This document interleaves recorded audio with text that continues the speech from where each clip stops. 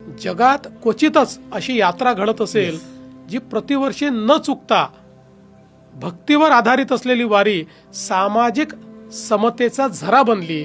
वारीला जातीत थारा नाही, वर्ण अभिमान विसरली याती, काही विचारात घेतले जात नाही. एकमेका भेटतात, गुलाल बुक्का लावलेले यात्रिक सर्वजण एकत्र, एकच गजर, पावले पडतात एकत्र, भक्ती आणि विठ्ठल. संत ज्ञानेश्वरांनी दिली ज्ञानेश्वरी जी. गीतेचं मराठीत भाष्य अवघ्या किशोर वयात लिहिलं. पसायदान ही जागतिक संस्कृतीतील सर्वोत्तम प्रार्थना. त्यांचे थोरले बंधू निवृत्तीनाथ नाथ परंपरेचे पाईक मुक्ताबाई या जगावेगळ्या भावांची बहीण, जिच्या ओव्या समाजाला प्रश्न विचारायची ताकद देत. संत नामदेव ज्यांच्या रचना गुरु ग्रंथ साहिब मध्ये सापडतात.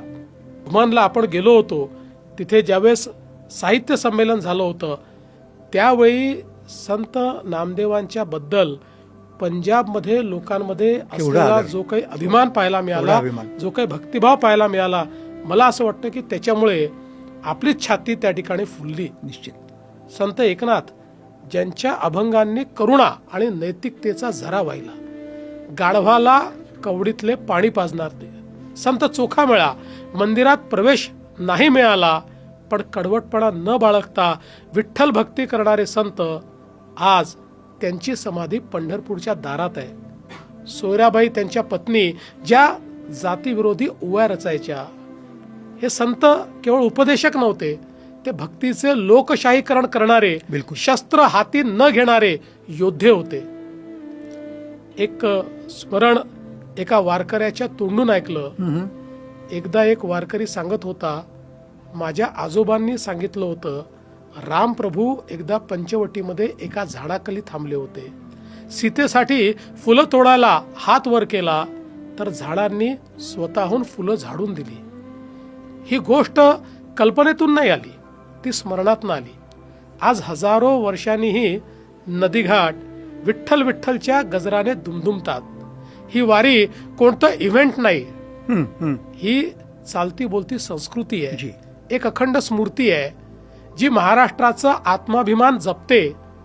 हजारो वर्षापूर्वी परकीय आक्रमणाला न जुमानता, जिझिया कराचा जाच न बाळगता पावले विठुरायाकडे जात वारी ना इस्लामी राजवटीत थांबली न इंग्रजी आक्रमणात. अगदी मोरे सर, वारी परंपरेचे आपण देखील एक प्रतीक आहात.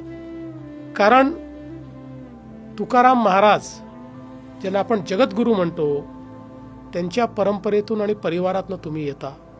आणि आपण असं मानतो की आमच्या वारीच्या परंपरेत संतांच्या मांदियाळीमध्ये तुकाराम महाराजांनी कळसाचं काम केलेलं आहे.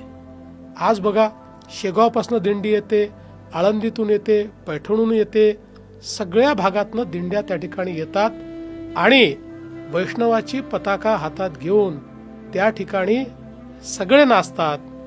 खरं म्हणजे तुमचं मूळ गाव असलेल्या तुकोबाच्या देहूचीच गोष्ट.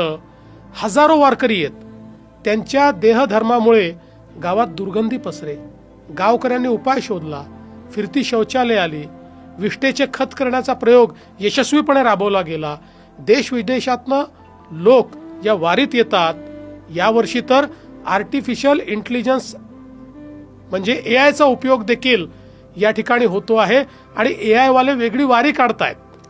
थक्क होतो मी ही नवी वळे पाहून आणि नतमस्तक होत पंढरीचा महिमा कसा गाजतो ते मी अनुभवतो.